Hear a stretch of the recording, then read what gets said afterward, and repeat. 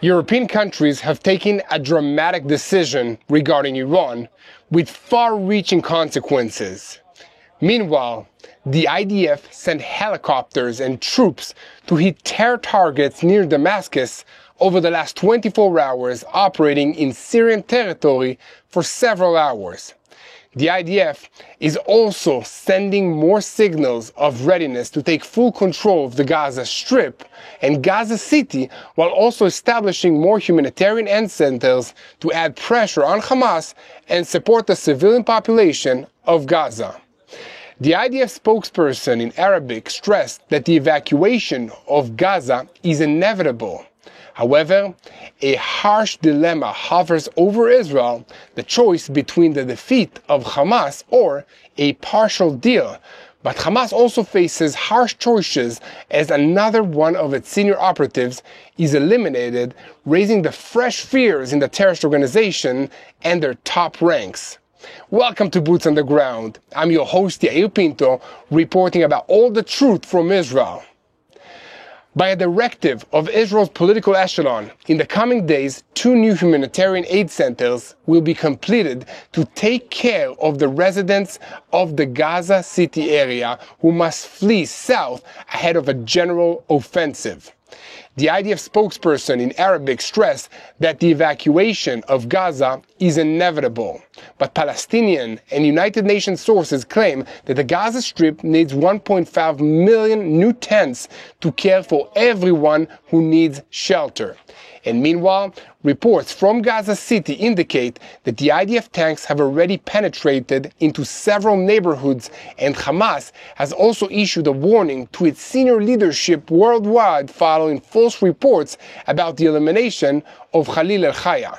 Amidst all of these developments, Israel's Security Cabinet will convene on Sunday for a historic decision whether to move ahead with the conquest of Gaza and the central camps or accept a partial deal for the release of some of the hostages and a ceasefire of 60 days with the risk of renewed fighting against a military rebuilt Hamas when the ceasefire will end.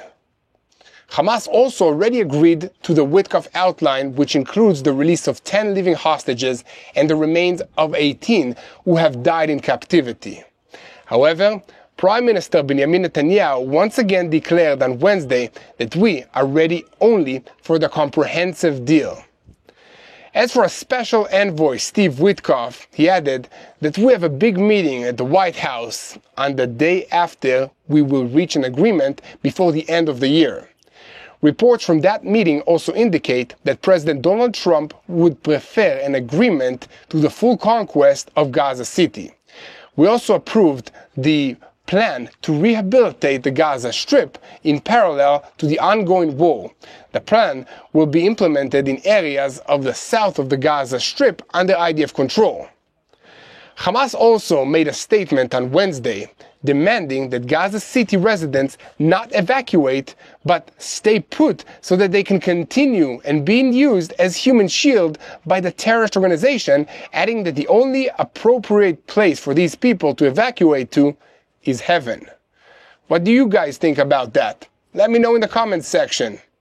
And in other news, Britain, France, and Germany are preparing to activate the snapback mechanism against Iran that will include new sanctions on banks, oil, and weapons.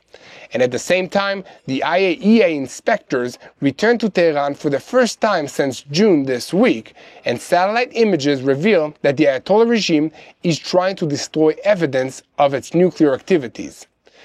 The images were published by the Institute for Science and International Security think tank, which has tracked Iran's renegade nuclear program for several years now.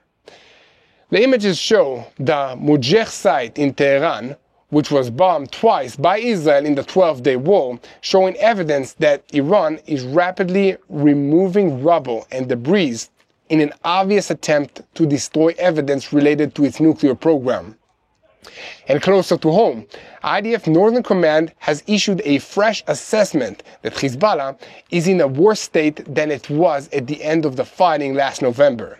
Additionally, the streets of Beirut are in an uproar following the historic decision by the internationally recognized government to disarm Hezbollah, and indications that both Lebanon and Syria are moving closer to signing cooperation agreements with Israel. These mass protests promoted America's envoy to cancel his planned visit to southern Lebanon this week, despite American plans to rehabilitate the area following years of border tensions with Israel that have resulted in 2 major armed clashes there. And speaking of armed clashes, according to reports in Arab media portals, Israeli forces operated for 2 hours near the Damascus area late on Wednesday evening, and according to the reports, there were no clashes with Syrian forces during the raid, which were also accompanied by airstrikes in the Damascus suburbs for the second night in a row. So, we have a lot to talk about today, so let's dive into the details. I'm Yair Pinto, and this is your Boots on the Ground report about everything that happened in this week. And we are reporting to you the truth about what's happening in Israel, and this is day 692 of the war against Hamas, Hezbollah, the Houthis in Yemen, the Shia militias in Iraq, and all the other armed groups that are operating under the region and the control of the Iranian Islamic Revolutionary Guards Corps, which is the head of the crumbling axis of evil in the Middle East. A moment before we start, I want to call on you to continue and stand with Israel. Every day, the internet is flooded with lies about what's happening in the Jewish state, and we need your help to continue and push back, so invest in the truth. What we do here at TBN Israel is we report every day, boots on the ground style, what's happening on the ground. And it takes time, it takes a team to do it. So if you want to donate into our efforts, you can go to tbn.org/standwithisrael and help us create more content from this land and battle the misinformation. Again, that's tbn.org/standwithisrael, and you can also hit that donate button on YouTube.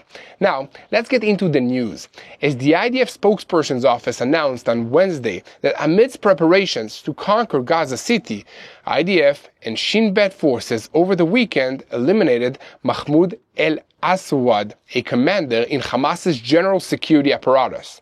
The statement went on to say that IDF forces in Southern Command, guided by the military intelligence and also the Shin Bet, continue fighting the terrorist organizations across Gaza. On Friday, August 22nd, the Air Force struck and eliminated the terrorist who served as the commander of the West Gaza area in Hamas's general security apparatus. During the war and over the years, al-Aswad served as a central figure in the general security apparatus and was a significant knowledge hub for the terrorist organization. And meanwhile, Division 162 forces continue to fight in the Jabalia area in the northern parts of the Gaza Strip, working to destroy military infrastructure and eliminate terrorists, and in their activity, a terrorist cell was terminated and a Hamas weapons depot was found.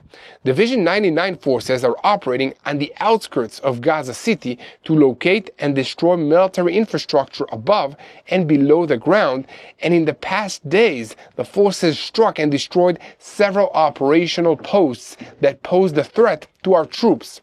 In the southern parts of the Gaza Strip, the Air Force, guided by the Navy, struck a depot of naval weapons and a building for repairing naval weapons in the Khan Yunis area. At the same time, Division 36 forces eliminated several terrorists in the Khan Yunis area, together with Air Force forces, and destroyed military infrastructures above and below the ground. However, the IDF is not just eliminating terrorists and destroying tunnels. The IDF spokesperson issued a statement on Wednesday evening that in the coming days, the construction of 2 additional centers for the distribution of food and humanitarian aid in the southern Gaza Strip will be completed. The army noted that the move is being carried out as part of efforts to bring humanitarian aid into the Gaza Strip in accordance with the directive of the political echelon of Israel and in parallel with preparations to absorb population in the southern parts of Gaza. As has been previously reported, amidst preparations to take control of Gaza City, the IDF is trying to encourage its residents to move south. The IDF spokesperson in Arabic, Colonel Avichai Aderi, posted a message on Wednesday in which he directly addressed this population, saying, ahead of moving to the next stage in the war, I want to emphasize that there are wide open areas in southern Gaza, as there are in central camps and also in El Mawasi. These areas are empty of tents. He also said the evacuation of Gaza City is inevitable, and therefore every family that moves south will receive the maximum humanitarian aid which is currently being prepared. And the IDF has begun to bring in tents and to prepare areas for establishing humanitarian aid distribution centers. The IDF spokesperson further noted regarding the 2 additional centers that will bring the total to 5 food distribution centers once the work is completed. And according to the IDF spokesperson, the process of establishing the distribution centers had been conducted in recent months under the leadership of the political echelon with the United States administration and through the IDF Southern Command and the coordinator of government activities in the Palestinian territories, COGAT, and their headquarters. The army said that from the end of May until now, more than 2.3 million weekly food packages for families have been distributed in the 4 distribution centers. It was further stated that the IDF through COGAT and, in accordance with the directives of the political echelon, will continue to enable a humanitarian response in the Gaza Strip while taking all necessary efforts to ensure orderly distribution of food to the residents of the Gaza Strip and to make sure that the humanitarian aid does not reach the terrorist organization Hamas. However, Hamas also had something to say to the residents of the Gaza City area. While negotiations are stuck, Hamas launched a campaign calling the residents of Gaza City not to evacuate, but to stay. Officials in Gaza's Hamas-run communications ministry said that more than 900,000 residents left the city following the new evacuation orders, but there is no south that can absorb them. According to the local authorities, which are also managed by the terrorist organization Hamas, occupancy in shelters and tents and in camps has crossed 96%, and they claim any attempt to move south risks the lives of those fleeing. Thus, with those obvious lies and false narratives, Hamas is trying to prevent the loss of its population, who serves as human shield for the members of this organization that are operating on the ground. For its part, the IDF continues preparatory actions in the city and drops leaflets calling on civilians to leave their homes and enter tents which have been arranged for them in the south of that city.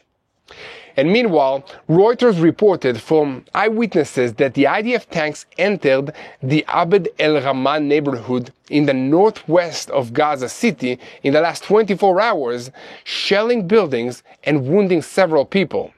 Thousands have already left Gaza City, but the heads of the traditional churches in the city announced that they do not intend to leave it. In their words, an attempt to flee south would be nothing less than a death sentence. In a joint statement by the Greek Orthodox Patriarch and the Latin Patriarch of Jerusalem, it was said, "For this reason, the clergy and the nuns have decided to remain and continue to care for all those who will be in the compounds."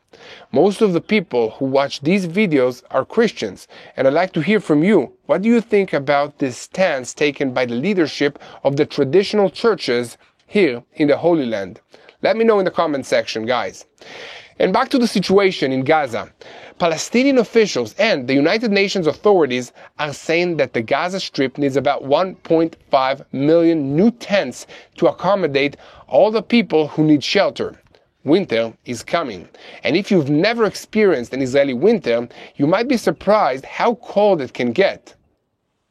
Here at TBN Israel, we'll keep a close watch on the situation to let you know how plans to provide shelter for these people are progressing. And on that note, 6 days have passed since Prime Minister Benjamin Netanyahu's dramatic declaration of opening immediate negotiations to end the war and release all the hostages under terms acceptable to Israel. Yet, an Israeli delegation has not yet departed to Doha or to Cairo to take part in any kind of talks. Publicly, Netanyahu continues to adhere to the line that he is only interested in a comprehensive deal which will settle all remaining issues at once, while Hamas now agrees only to the Steve Witkoff outline, at least according to the American envoy himself.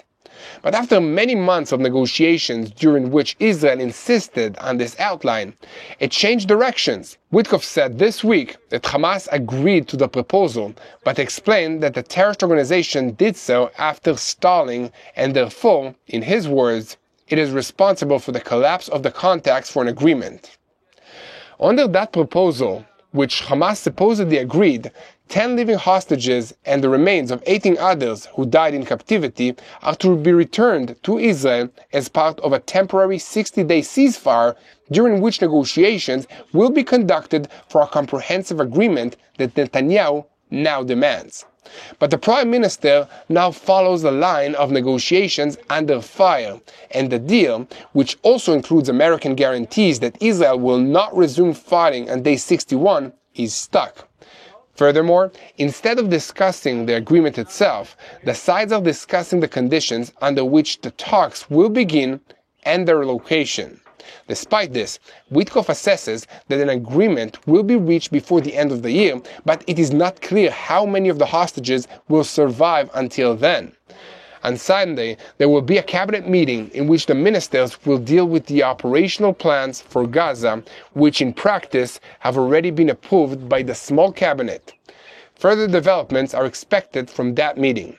And in a related story, after the false rumors this week about the elimination of senior Hamas operative Khalil al-Khaya, Hamas's security mechanisms published a warning to the organization's senior officials abroad against Israeli assassination attempts. Hamas called on all officials to strictly observe personal security measures and to change patterns of involvement and travel, to adopt complete secrecy in communications, and to stay away from overt means, to increase alertness and also caution in all areas, and to avoid any routine that allows surveillance and thwarting. It's not easy being a senior terrorist official, but I have no sympathy for these guys. And on that note, I want to once again invite you to be part of the team that spreads the truth from Israel. You can do that by clicking the subscribe button if you haven't already, hitting the donate button, or visiting our Stand With Israel campaign at tbn.org/standwithisrael. Once again, that's tbn.org/standwithisrael. Every dollar, every donation will be invested in sharing the truth, creating more content from Israel. Now, we are circling back to the recent decisions by Israel's security cabinet, which included instructions to the IDF to enter and conquer Gaza City and subsequently the central camps in order to defeat Hamas, unless it agrees to return the hostages and end the war under terms set by Israel. For the first time, the cabinet sharpened the fact that the defeat of Hamas is the primary objective and that the IDF must conquer Gaza City and then the central camps to defeat this terrorist regime, Hamas, even if the military moves brings risks to the hostages. Thus, Israel now stands before two options. The first option is the conquest of Gaza City and the central camps to defeat Hamas and bring the war to an end through the terrorist organization's surrender, with the understandings that hostages may be harmed. The IDF Chief of Staff explained in the cabinet the expected dangers, both to the IDF soldiers and to the hostages, but after the instruction was given, he ordered the Southern Command to plan Gideon's Chariots B. As previously reported, This plan includes the evacuation of about 1 million civilians currently living in Gaza City, the conquest of the city by the IDF, striking terror infrastructure and terrorists, and afterwards deploying around it, creating a siege and controlling what happens in the city towards observation, fire, and also raids. The difference between conquest and control is the physical presence of soldiers on the ground. This action is expected to last several months, and afterwards the IDF will move to the same action in the central camps, which will also last for several months. The operation will end in Hamas's defeat unless it offers an agreement that includes the return of all the hostages and an end to the war in exchange for an IDF withdrawal and the release of Palestinian security prisoners that are being held in Israeli jails. So, what will the decision be? What do you think that Israel should do? Let me know in the comments section. I'm very interested to hearing what you have to say about all of this. And guys, here at TBN Israel, we will keep reporting every day. So guys, keep spreading the truth, share, follow us, and leave a comment, and make sure that you hit that subscribe button. And now, we're shifting our focus to the northern arena. A Syrian military source reported to Al Jazeera overnight between Wednesday and Thursday that IDF forces were airdropped by 4 helicopters into a military outpost in the El Kisawah area south of Damascus. The source also noted that this airdrop operation lasted more than 2 hours and dozens of soldiers and search equipment took part in it. However, the sources stressed that no clash took place between Syrian army forces and IDF forces during the airdrop. In other words, the Syrian forces stayed out of the IDF's way, letting them do what they came there to do. However, it was a different story elsewhere in Syria over the last 24 hours. On Wednesday, in an airstrike attributed to Israel, 6 of the regime's security personnel were fatally wounded. These strikes hit an area not far away from the commander raid, although it's unclear if there was a direct connection. It should be recalled that several media outlets in Syria reported an explosion on Mount El Madamayah on the outskirts of Damascus on Wednesday evening, at a place where a force that is loyal to the Assad regime had been positioned in the past. These reports came against the background of the official confirmation by Syria's President Abu Muhammad al-Julani that his regime is holding contacts with Israel in order to reach a peace agreement. Only at the start of the week did he confirm that Syria is conducting advanced contacts with Israel for a security agreement, and he is counting on such an agreement, if achieved, being based on the 1974 separation of forces line. He also said that he wants to revive the ceasefire with Israel, that he's interested in security arrangements that will preserve Syrian sovereignty and open the possibility for confidence-building steps that may in the future lead to peace. Those are some nice words, and I hope that he actually means them. But this is the Middle East, where talk is cheap and circumstances can change very quickly. That's why here at TBN Israel, we will continue to stay on top of all of these developments so that we can bring you the truth and help you know how to pray for this situation. We are here so that you will know what's happening on the ground. And we will keep bringing you day-to-day reports about everything that's happening in Israel. And once again, I want to invite you to be part of the team by sharing our videos on YouTube, following us on social media, giving this video a like and leaving a comment. And above all, do not forget to hit that subscribe button. And if you want to do more, we just launched a campaign to battle all the misinformation and the lies that are being spread about Israel. This campaign is at tbn.org/standwithisrael. You can also support it by hitting the donate button here on YouTube. And now we are shifting our focus to the gift that never stops giving, the Islamic Republic of Iran. This week, the Institute for Science and International Security think tank, which has been tracking developments related to Iran's renegade nuclear program for many years, published a new report including satellite photographs that indicate that Iran is attempting to destroy evidence at the site linked to its nuclear program in northern Tehran. This site was one of the largest targets that the Israeli Air Force struck during Operation Rising Lion in June. And according to the report, this is the Mujdeh site, also known as the Lavizan 2, located near Malik Ashtar University in Tehran. The institute said that satellite images show significant efforts by Iran to rapidly demolish or remove buildings that were damaged or destroyed, apparently to eliminate evidence of any enrichment of nuclear weapons or development of the components that were developed at this location. The institute also noted that the International Atomic Energy Agency, IAEA, established a direct link between Mujdeh site and the Islamic Republic's Ahmad project for developing nuclear weapons, which was officially halted in 2003. And furthermore, according to the report, the first Israeli Air Force strike at the site hit several buildings, one linked to the Institute for Applied Physics and another linked to the Shahid Karimi group, which is sanctioned by the United States because of its activity in developing missiles and projects related to explosives. Also, this group belongs to the Organization of Defensive Innovation and Research, which the United States and the IAEA say is the successor to the Ahmad project.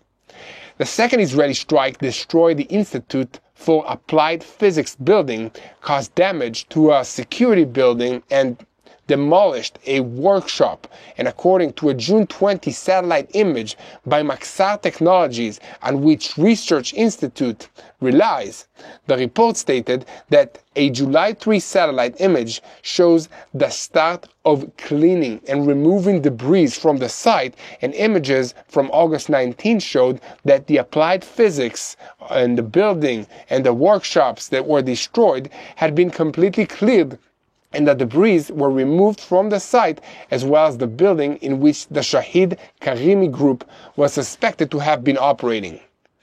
In the conclusion to this report, the Institute said that Iran's rapid work to demolish and quickly remove the rubble of these important buildings appears to be an effort to sanitize the site and limit the accessibility of any future inspection to obtain evidence of activity that is related to nuclear weapons. The report comes against the backdrop of ongoing talks between the IAEA and Iran regarding the renewal of nuclear oversight over it, which was halted following the war with Israel that lasted from June 13 to 24, and during which the United States bombed its three main nuclear facilities. And in a related story, diplomats told Reuters this week that Britain, France, and Germany are expected to launch a process soon to reimpose the United Nations sanctions on Iran for violations of the 2015 nuclear agreement. However, the diplomats said that they hope Tehran will provide comments about its nuclear program that will convince them to avoid concrete action in the near future. So, what do you guys think about that? Should the snapback sanctions be postponed if Iran says some nice things about their intention to start following the rules that they've been breaking for so long? Let me know what you think in the comment section. Someone who has already let us know what he thinks about this idea is the IAEA chief, Rafael Grossi, who told reporters on Wednesday, after a 2-day visit to Washington, that Iran is legally obligated to allow the renewal of oversight and that it must begin doing so as soon as possible.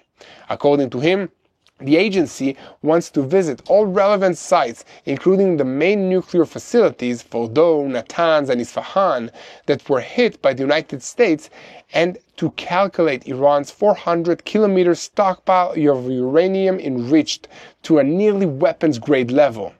So guys, here at TBN Israel, we will continue to bring you all the truth, so keep spreading it, share, leave a comment, and most importantly, do not forget to hit that subscribe button so that you remain aligned with what's happening in Israel and know how to pray for the peace of Jerusalem. And if you want to support our work, make sure to hit that donate button right here on YouTube. Now, I want to say something from the heart. Yesterday, the results of an investigation in Italy were announced showing that senior officials in left-wing parties receive a lot of money from Hamas supporters in order to promote hatred against Israel. Candidly, no one should be surprised by this. We're told that the pro-Palestinian protests around the world are about Gaza. We are told that this wave of rage is about human rights, freedom, and justice. But anyone who looks closely knows the truth, that this is not about any of these things. It was never even really about Gaza or the Palestinians. It's a core, it's something far older and deeper, antisemitism, and a refusal to accept the very existence of a Jewish state in Israel. I also think it's about people angrily rejecting the Bible and the God that it describes, which Israel and the Jewish people remind them of. If these people were really concerned about human rights, where are the marches for the Uyghur Muslims in China, in prisons, in camps, forcibly displaced and re-educated? Where are the boycotts of Iran, where regime opponents are hanged in public and women are imprisoned for removing the hijab from their heads? For that matter, how is it that we didn't see days of rage when Palestinians are harmed by other Palestinians? And where is the rage over the atrocities being committed against the Druze population in Syria or the Kurds in Iraq, the Yazidis, and the list just goes on and on? One cannot ignore the double standard. Israel is subjected to a level of criticism that is not leveled at any other country in the world. Not because it is imperfect, since no country is perfect, but because it is Jewish. This country called Israel, which has its capital in Jerusalem and has other cities named Beersheba, Ashdod, and Ashkelon, which includes the Sea of Galilee and the Negev Desert, reminds people of the book called the Bible. It reminds them of all that the Bible has to say about a God who keeps his promises. On some level, many people know that if God keeps his promises to bless, he will also keep his promises to judge and to hold people accountable. These people know that they've got a lot that they'll be judged and held accountable for. And they don't want to be reminded of any of that. And this is where much of the rage against Israel comes from. As I said many times, this is a spiritual war fought over spiritual issues. However, anti-Semitism today does not always wear a swastika. It does not always shout racist slurs. Sometimes it marches under a flag of human rights and chants slogans like, "From the river to the sea, Palestine will be free," or "Zionists not welcomed." These are not calls for justice. They are calls for erasing the people of Israel, the Jewish people, from the river to the sea. It refers to the territory from the Jordan River to the Mediterranean Sea. In other words, the entire state of Israel. What peace includes the elimination of an entire nation? The point of this is not to achieve justice, but to negate it. To this are added accusations with words like genocide, starvation, colonialism, reminiscence of blood labels against Jews in past centuries, accusations of spreading diseases and poisoning wells.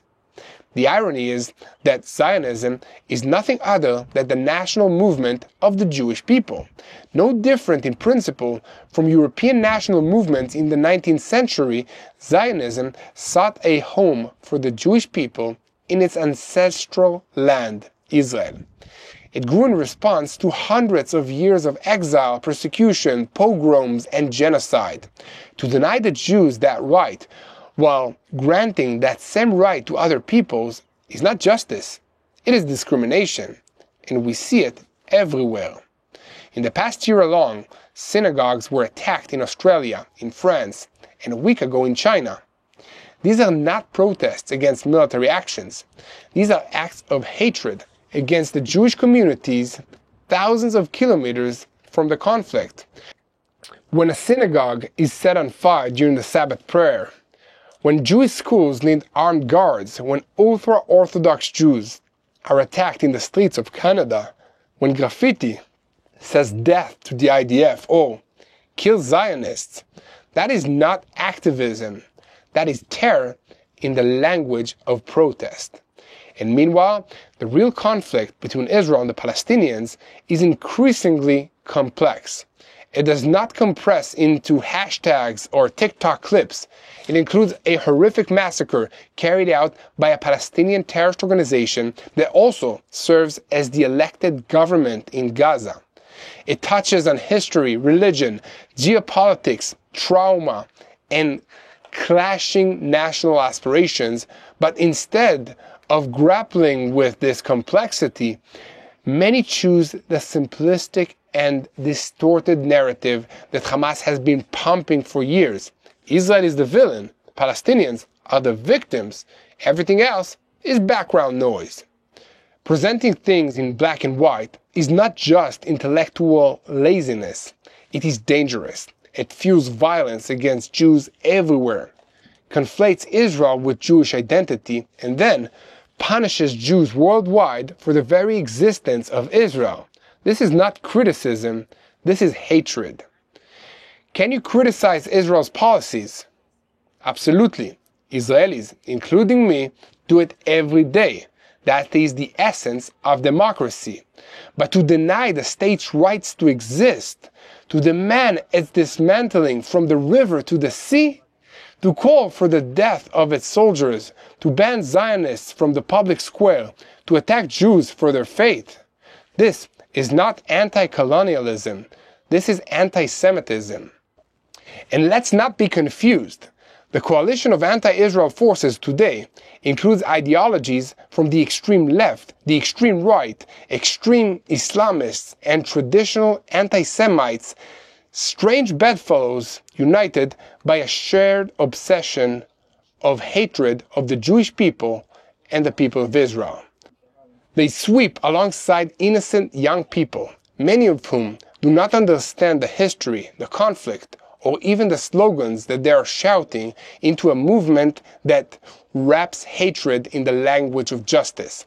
This is not only a matter of foreign policy, it is about whether Jews have the same rights as any other people to live in freedom, in security, and in sovereignty in their historical land. That is Zionism, and that is what is under attack today. Anti-Semitism must not be allowed to hide behind the mask of activism. We must call it by its rightful name, because when people say Israel should not exist, what they are really saying is Jews should not have power. And that is not a political position, it is hatred. We have seen it before. The faces and the flags may change, but the goal remains the same goal. The only difference is the Jewish people today have a state to defend them. So, let's pray together for Israel. I, Yair Pinto, will continue every day to bring you all the truth about what's happening on the ground. And once again, we would be glad if you would support us financially by visiting tbn.org/standwithisrael, hitting the donate button, leaving a like, a comment, and most importantly, by praying for the peace of Jerusalem, for the IDF soldiers, for the hostages, and for God to touch the hearts of all the enemies of Israel. Keep praying for the peace of Jerusalem. Hello, this is Mati here in Jerusalem with TBN Israel. This is Yair Pinto from TBN Israel here in Jerusalem. TBN Israel is keeping viewers informed with Israel-focused news, culture, and what God is doing in this land. Support TBN Israel today online at tbn.org/Israel. Thank you.